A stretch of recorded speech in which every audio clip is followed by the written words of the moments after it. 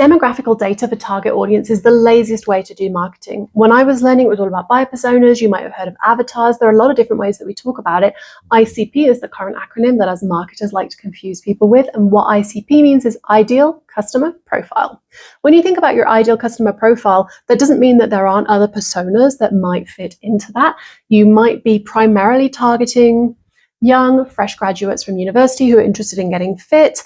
You might also be targeting middle-aged people with a university education who are interested in getting fit. But I would argue that that demographic data in terms of education, income, location, geographical data, it's the laziest way to do marketing.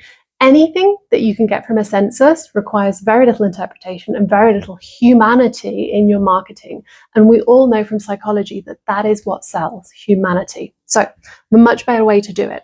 If you want to be able to sell to your ICP, think about their needs, their expectations, their hopes, and their hates. That is how you sell, and that's how you become more memorable. It's how you become more relatable.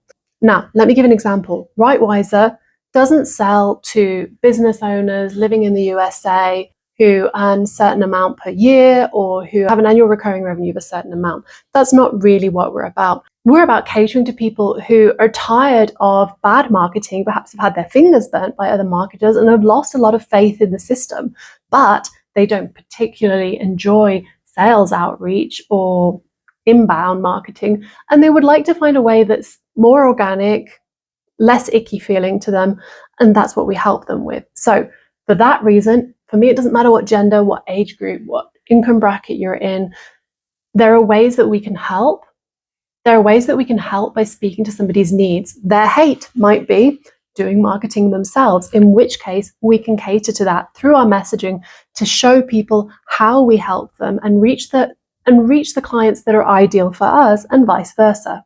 Let's give another example. A commercial gym. Yes, it might be useful to know geographically where people are living, so that you can place a gym near to them.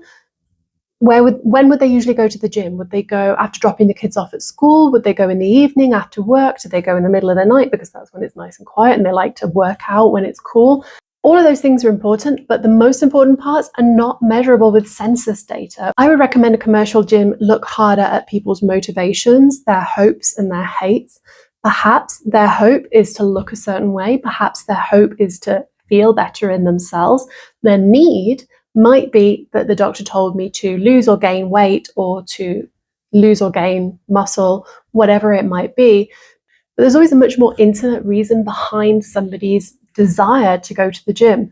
And it could be socializing, it could be meeting their friends. There are so many different things that you could talk to besides their demographic data, besides thinking, I have to find a model that looks just like these people. You can do so much more with words if you know how to use them. But to do that, you need NEH. You need needs, expectations, hopes, and hates. With that, you can talk directly to your target audience and bring some humanity back into your marketing. Relate to them with relatability, not seniority. If this was useful, hit that like button. I'm Nadine Hare, this is Rightwiser, and follow along for you if it's important that your brand grows through relatability before seniority.